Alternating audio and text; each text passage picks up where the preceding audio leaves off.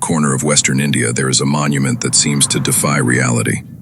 It's a temple of immense scale and complexity, a sacred place that has stood for over 1,000 years. But this is no ordinary building. It wasn't built by laying stone on stone. It was revealed. This is the Kailasa temple, and its existence is one of the greatest engineering puzzles in human history. You see, the Kailasa temple wasn't built. It was carved. Ancient engineers took a single, solid mountain of volcanic rock and, starting from the very top, sculpted their way down to create what is often called the world's largest monolithic structure. To do this, they excavated an estimated 200,000 tons of rock, with a precision that continues to baffle experts today. To grasp the Kailasa temple, you have to start with the numbers. Numbers that sound like they belong to a modern skyscraper, not an 8th century temple.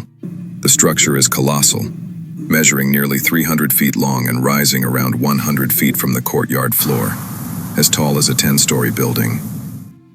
But unlike any building you've ever seen, this entire structure, every pillar, every statue, every intricate detail, is part of a single continuous piece of stone. Now think about the weight. To free the temple from the surrounding cliffside, an estimated 200,000 tons of basalt rock had to be chipped away and hauled off. A modern dump truck carries about 25 tons. That means you'd need a line of 8,000 trucks just to move the debris. This is where the real mystery begins. First, how did they actually do it? How did thousands of artisans, using only basic hand tools, manage to quarry and carve with such speed and flawless precision? The basalt rock of this region is notoriously hard and unforgiving. How could they have possibly removed so much of it with such rudimentary equipment? This brings us to an even bigger puzzle. Where did all the rock go? 200,000 tons of stone isn't something you can just sweep under the rug. At most ancient quarry sites, you find huge piles of discarded rock nearby. But at Ellora, there are no obvious massive spoil heaps. To feel the mystery, you first have to appreciate the masterpiece. Imagine you're a visitor over a millennium ago.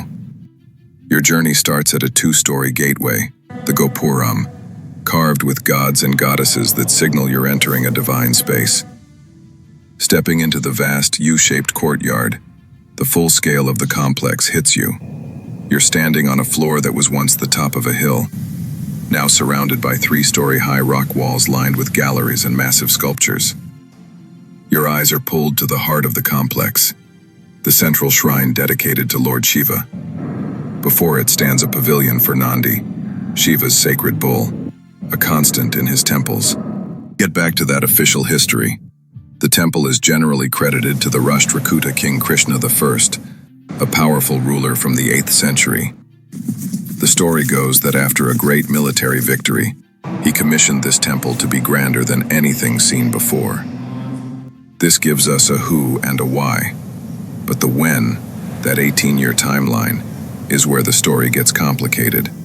To remove 200,000 tons of rock in 18 years, workers would need to excavate over 11,000 tons per year.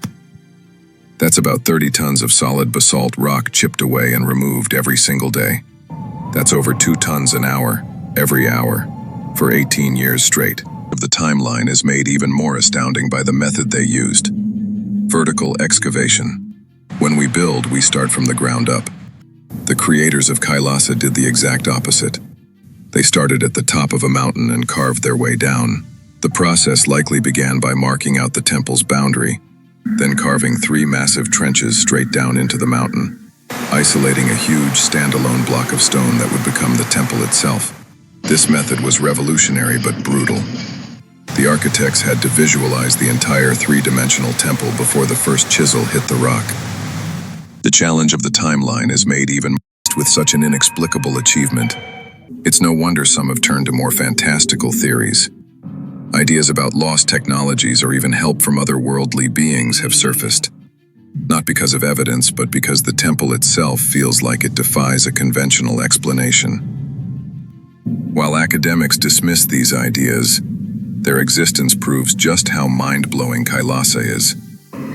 Even attempts to destroy the temple have failed. A popular legend claims that the Mughal Emperor Aurangzeb sent 1,000 men to demolish Kailasa in the 17th century. After 3 years of relentless effort, they had only managed to inflict minor damage, chipping a few statues before giving up. Facing the end, we're left standing in the shadow of a profound mystery. The Kailasa temple is a paradox, a physical, tangible place you can touch, whose creation story feels almost mythical. Was the construction an 18-year miracle of human dedication, or did it span over a century as many scholars now believe? And what happened to the 200,000 tons of excavated rock? Was it repurposed for other constructions now lost to time? Or was it disposed of in a way we just haven't figured out yet? Perhaps we'll never have all the answers. But maybe that's the point. The Kailasa temple is more than a building. It's a monument to the limitless potential of human ingenuity and faith.